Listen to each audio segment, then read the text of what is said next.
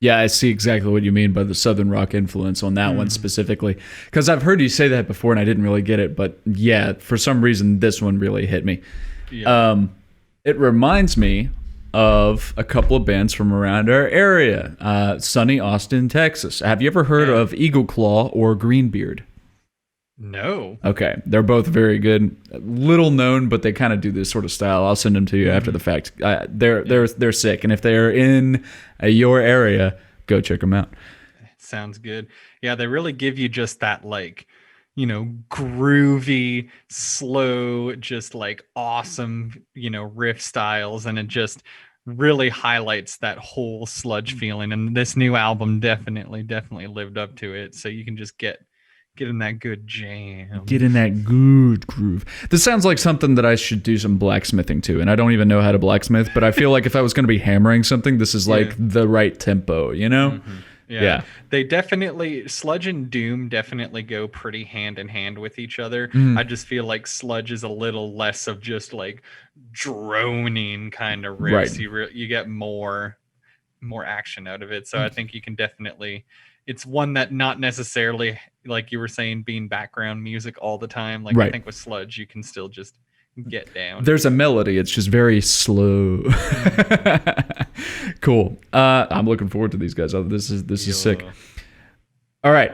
So Enforcer. You were telling me about another band called Enforced, but we're talking about Enforcer. Do you know anything about Enforcer? Not a lot. Okay. I love that this is a thing. Everything about Enforcer screams 80s speed metal, but they're from 2004. Like even their promo photos and things are taken with like a Polaroid to make them look bad. They're recorded on like cassettes, but they've got a live album coming out tomorrow of some of their greatest hits or whatever. Nice. And recently I've been getting really, really into live albums, especially if like the band already. There's like an added element, right? Some people hate them, and I'm curious about your input on that. I was just about to say it's so funny that you made that comment, because a couple weeks ago you were like, when I was talking about how much I like the Nightwish live album versions over their like studio tracks, you were like, hot take, live album is good, I don't like many of them.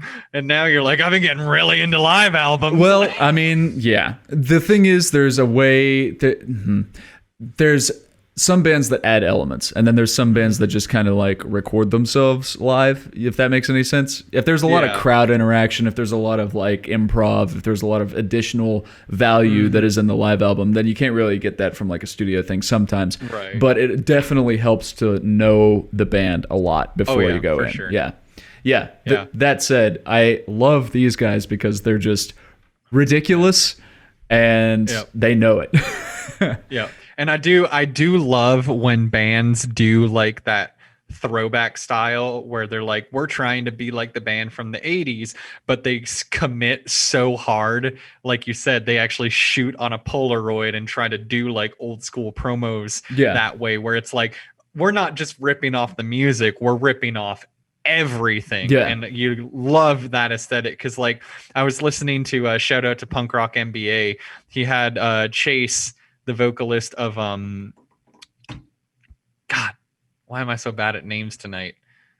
Gatecreeper, who are like one of the biggest of the like old school death metal revival that's been happening.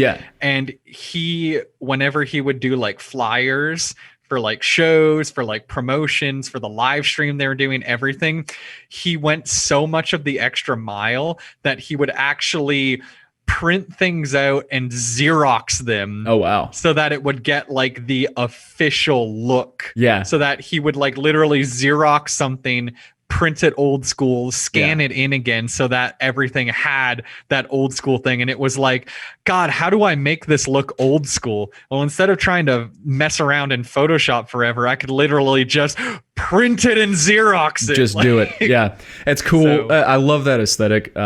And it's funny that this is sitting right here, but this is a very good example of it, making stuff and doing things. It's like a collection of just cut out old zine DIY stuff. So it's like handwritten and like, you can see like the cuts and stuff. I love that aesthetic.